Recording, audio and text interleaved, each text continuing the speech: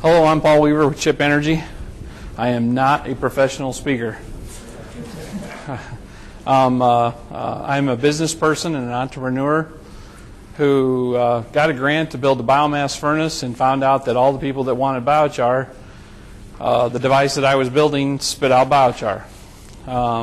So over the last 2 years, we've been refining that process of making thermal energy into a higher yielding biochar maker. Several of the people in the room I've furnished biochar for. Ours is a small scale operation. We produce about 80 pounds per day on an as needed basis, and we are able to produce a consistent product. One of the things I was taught a long time ago was to learn your audience. How many people here are with a higher academic institution? How many of you are with a federal agency? Okay, so you guys are all scientists and I'm not. Okay, so I'll try to avoid anything scientific because I won't be able to answer your questions.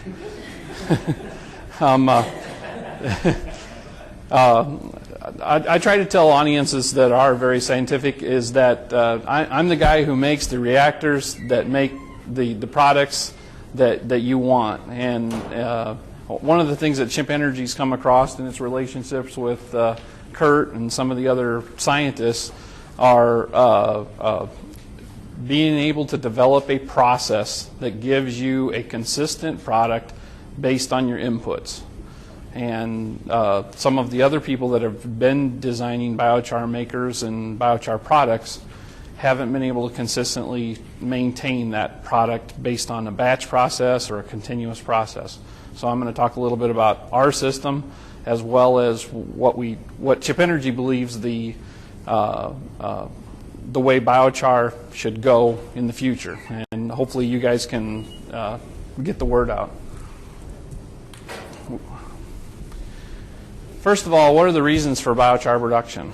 In our particular case, my reason was to produce thermal energy, and in the process of producing thermal energy, my co-product was biochar. We believe that it is difficult for anyone to manufacture biochar just to make biochar. Energy is required to manufacture biochar, and if you throw that energy away, the economics of that basically don't add up to a product that you can sell at a reasonable price. Somebody asked me earlier today, well, what's a fair price on biochar? Chip Energy is trying to come up with a biochar process that we can sell for $100 per ton or a nickel a pound. I presently sell my biochar for 25 cents a pound, but that's basically because people want me to produce a biochar when I'm unable to use the thermal energy. When I can utilize the thermal energy, the biochar is a byproduct. Therefore, I can do it much more economically, and I can offer it for a much cheaper price. The different biochar making processes: slow pyrolysis, fast pyrolysis, hydrothermal, microwave, and gasification. We use a gasification process. Another question came up today is, are we slow or are we fast? We're medium. We don't fall into one of those categories other than we are gasification. There are a multitude of different gasifiers and gasification process. The word gasification itself is very broad and indeterminate. Our gasifier is an updraft gasifier. A lot of people don't use updraft gasifiers.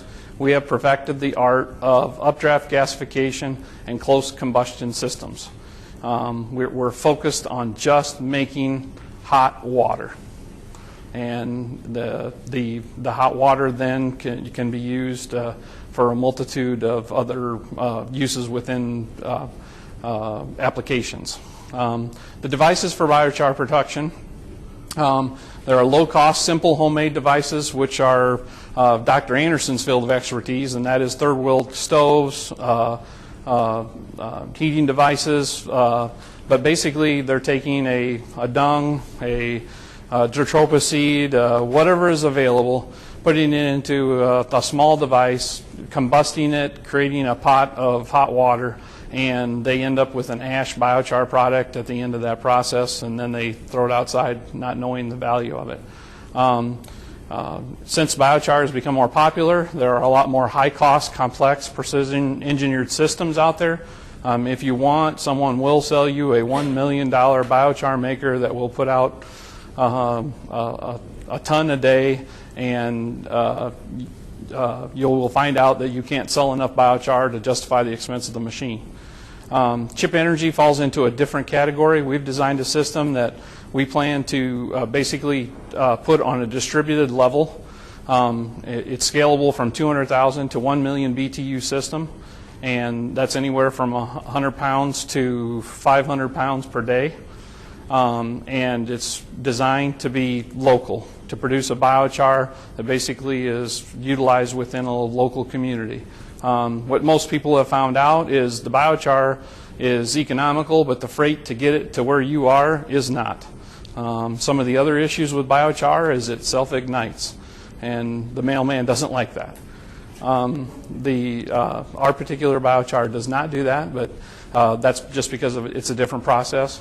The Chip Energy biomass furnace has a biochar co-product, and that's what makes it unique from the high cost and the low cost units.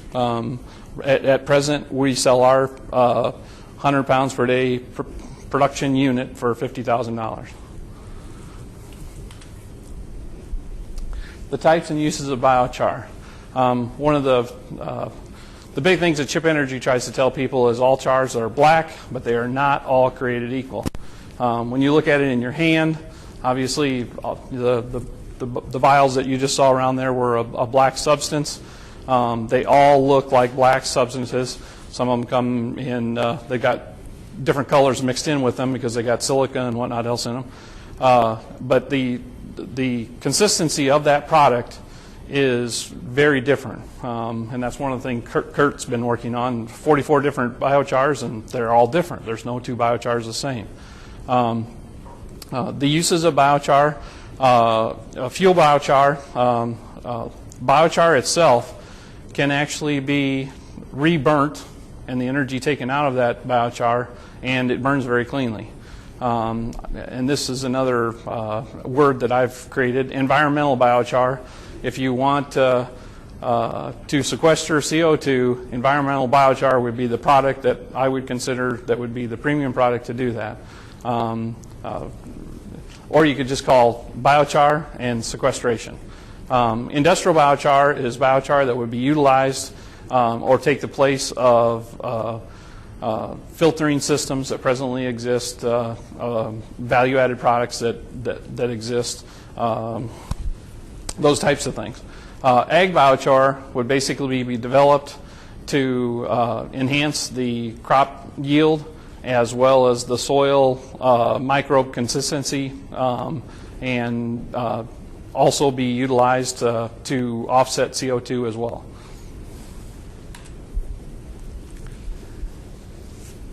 One of the issues that Chip Energy's come across in meeting all the different people associated with biochar is that it's been driven by the people who are trying to create the machines to make the biochar, rather than the people who want the biochar to either enhance their product or they want it to sequester CO2.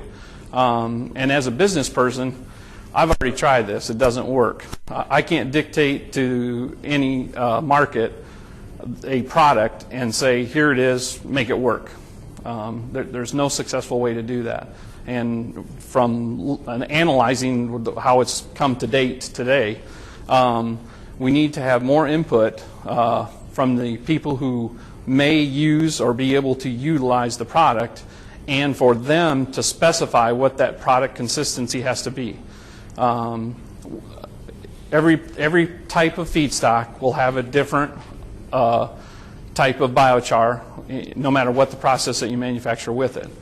And right now, the industry is basically selling whatever feedstock it has that day as a general term biochar.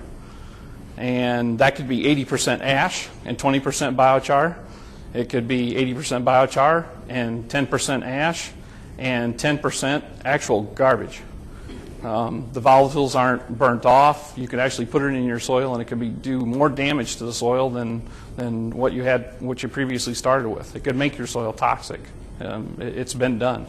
So we want to try to get people to understand that we have to quantify what the type of biochar you want for the application that you want to use it. There's nothing wrong with all the different biochars that are made, but you have to quantify them to make sure that they're being placed in the correct application for the use that you're wanting to do it. You can't sell someone the general term biochar to be put into the soil when it has more volatiles in it than the soil should have. The soil scientists know this because we monitor the pH, we monitor and change the pH, we monitor the nitrogen levels to basically make sure that we get the correct yields and the proper plant growth, and to make sure that we don't burn off next year's crop. And those are the kinds of things that some people are trying to skip by, when they call Kurt and ask him how much to put on, he's afraid to tell them because it's that puts him in a position to where he is telling them something that he doesn't know the answer to, and it could harm their crop 2 years from the date that they put it in. So we believe that a sustainable business practice will meet the needs of the market instead of the other way around, to where I make a particular biochar and I dictate to that market that they have to make it work for what they want to use it for. Chip Energy presently can meet any specification that someone wants to dictate, be it scientifically capable. If a particular farmer wants to change the chemical makeup of their particular soil in a particular part of their farm, we can find a feedstock that will give us the biochar to meet that specific specification. We have the ability to control the time, the temperature, and the feedstock type with our particular process, and all three of those factors will change the characteristics of the biochar. The other issue when I got started in this was everybody wanted to know what temperature, what time, and what feedstocks I was using to make my particular biochar. As a manufacturer of biochar, I don't want to tell you that. What I want you to know, or what I want you to do, is to ask, can I have this particular kind of biochar with these particular characteristics, and I want to deliver that biochar to you, and I don't want you to know how I did it. Actually, I'd love to be able to patent that. But I get all these people asking me how I'm doing this process, and I don't want to tell everybody. I just want my machine to work.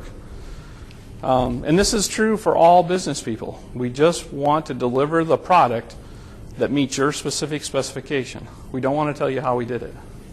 And it's happened to me a lot. I've had, from this particular building, I've had multiple people that want to know how I do it.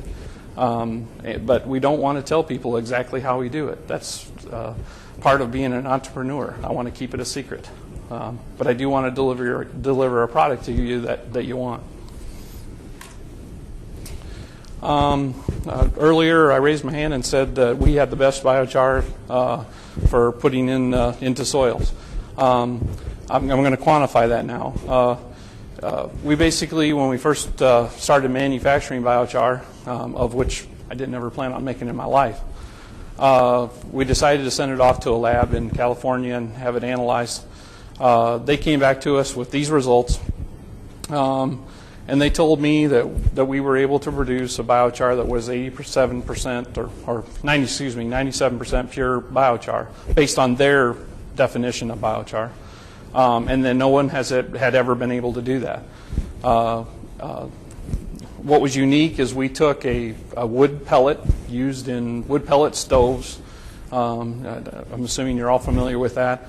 And we ran it through our furnace, and we were able to actually produce a high-yield biochar pellet that we were able to sift with a seed cleaner. And in doing that process, we were able to eliminate most of the ash that was associated with the combustion process. So we ended up with what we consider to be one of the highest quality biochars that there is today. But those parameters are specific to the type of feedstock that we used and the computer program that we used, controlling the time, temperature, and residence time that the material was in the gasifier.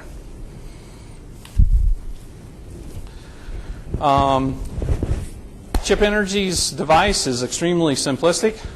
The picture you're looking at there, it's about a 3-foot by 10-inch gasifier. The material is augered into the gasifier, drops to the bottom. We take a solid, convert it to a gas.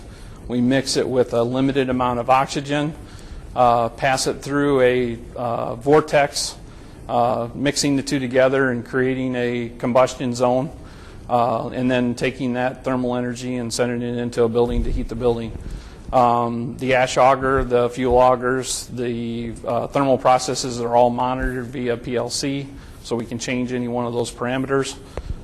We basically found out if we turn the ash auger on a little bit faster than we would as a furnace, just to make thermal energy, we ended up basically taking the material out of the gasifier before it went to ash.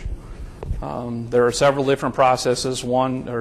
You start out as biomass, it goes through a torrefication process, goes to a biochar process, and it goes to ash.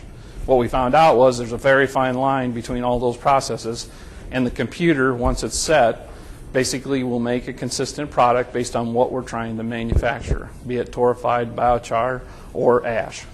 If we want to, we can take all the energy out and we end up with a very high concentration of ash. But people who want biochar, we're able to consistently deliver that. Another picture of the first commercial unit that is going to be installed in the Freedom Field Energy Park in Rockford, Illinois for the International Bioenergy Days, which is coming up September 26th to 29th. Our technology will be featured as one of the technologies in the energy park, being solar, wind, biomass, gasification system. We presently will be producing about, with 500 pounds of biomass per 24 hours, we'll be producing about 100 pounds of biochar per day, utilizing 200,000 BTUs per hour energy to heat their digester at their water treatment facility. In the wintertime, they don't have enough BTUs to keep the digester at temperature to produce the gases they need. Our unit is designed in a 20-foot shipping container. We're big into recycling. Our gasifiers are manufactured from underground recycled pipeline, petroleum pipeline, and our biomass furnaces basically are housed in a 20-foot shipping container. Our 1 million BTU units are basically housed in a 40-foot shipping container, which makes it very easy to transport, install, and set up. Varieties of feedstock. There are probably another 500 that I did not put on this list, but most of you will recognize most of these. What Chip Energy is trying to do is, rather than take all the different biomasses to a central location and try to create the best type of biochar, we want to take the biochar maker, deliver it to the feedstocks where they are, produce a biochar that can be used on a local level. But we can basically gasify any of these products and any other types of biomass as well. Handling the feedstocks. Chip Energy has designed a new type of facility. Has not been built yet, but we have put into place a 7 million pound pile of wood that we basically plan to feed our particular facility. And we are working with several agencies to finance the first unit.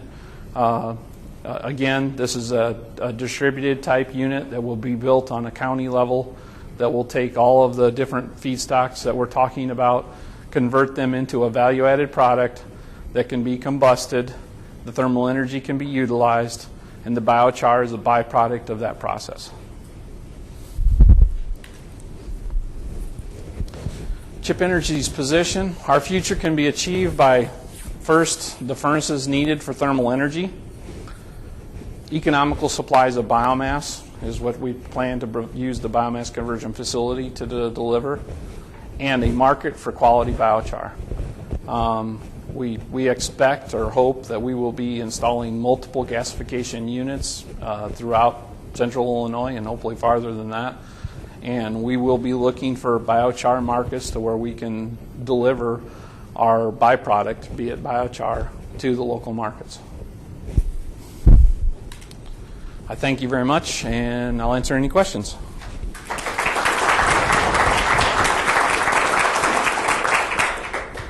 Go ahead, Katie.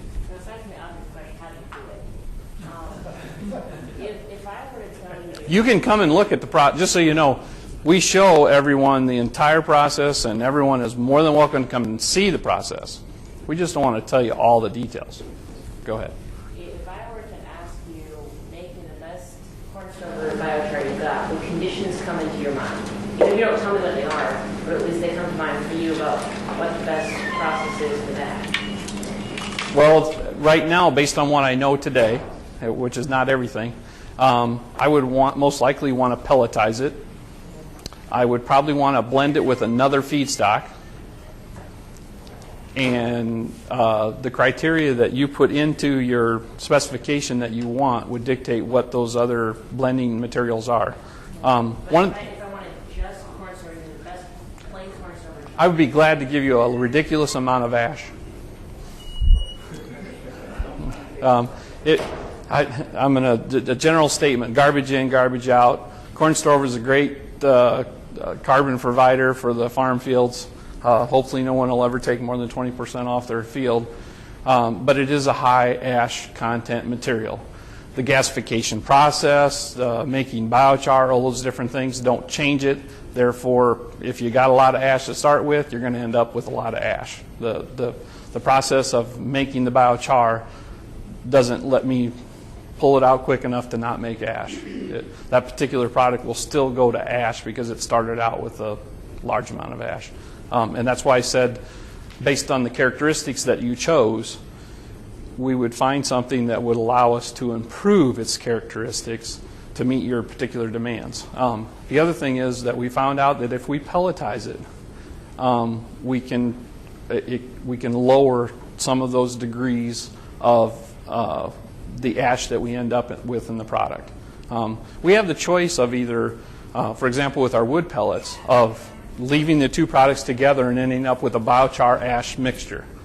What's unique about our process is when we use a wood pellet, we're able to actually separate the larger percentage of biochar from the ash via a seed cleaning process.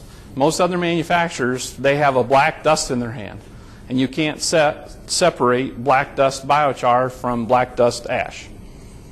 But when the biochar maintains its shape in a pellet, there's no big scientific reason. It makes it through the gasifier and it comes out of the gasifier as a pellet. I don't know what holds it together. All I know is that we ended up with a small pellet that kept its form, and it allowed us to run it through another process, and it doesn't degrade or doesn't fall apart during that process, which gave us the ability to deliver a higher actual biochar product versus a higher mixture of ash and biochar. And I would hope that I could do the same thing with corn stover. Any other questions? So if you were a consumer of biochar, what would your spec sheet look like? What would you be asking for? If I was a consumer, I had it up on the screen. The carbon, the all kind of stuff. So this is what you do for a spec sheet. Based on the report that we got from that lab, they told me that was the best biochar that they had ever tested. Now, for example, when Kurt tests my biochar, and who else is here that tests biochar? Where you at, Way? When Way tests my biochar, when BK, when they all analyze and look at the different kinds of biochar, none of them do it exactly the same way. So they would not necessarily come up with this specific results. This is one particular lab, the way that they tested it, but it is a specification. Now, it caters to me selling what I consider to be the best product, so that's why I'm using it as my example. But that specification is where the International Biochar Initiative, in my opinion, is in trouble, because if they don't come up with this specification or a way for people to quantify the different types of biochars. It's not a bad thing that we have all the different kinds of biochar. We just have to quantify it. We got too many people out there selling 80% ash as biochar. Now, they're not lying. They are selling some biochar, but they're selling 80% ash. When Paul sells agricultural chemicals to people, he has to tell them all the mixtures and the blends and so on and so forth. And that's what we're not doing with biochar. So, I mean, as an industry, we know, as consumers, we know what needs to be done. And the International Biochar Initiative is supposed to be the group that is the leader. And there's too much conflict within the groups, within Biochar Initiative, to come up with that standard. And if it takes them 5 years to do it, there might not be a biochar. There might not be people like me that can last another 5 years waiting for this market to come out. I'm ready to sell biochar right now to Home Depot. I just can't make enough of it. But when I get enough of my gasification units installed, and we are picking up biochar on a regular basis from those gasification units, we hope to actually meet the demand of people buying biochar in 5-pound bags. Yes, Mr. Anderson. Can I just make a comment about it? If you want a biochar that's high in volatiles, Chip Energy puts its produce through. Think of the feedstock as pellets or chips or something, and it'll go through faster because we're not going to be taking out all the same volatiles. If you want something with a high adsorption number, then the indicators are run it through at higher temperatures. You're going to get less yield, but you're going to get a characteristic that you want. You cannot get every characteristic maximized at the same time, but those specifications need to be studied. So in terms of researchers who are looking at small quantities and want to pay a premium price for a biochar of certain types of characteristics, you can talk to Chip Energy to see if we're able to make a sample for you to then take a look at to help answer some of these questions. But we cannot say what is the best biochar for growing corn in southeastern USA areas. And, I mean, the soil's different, climate's different, and we don't know those answers. Thank you.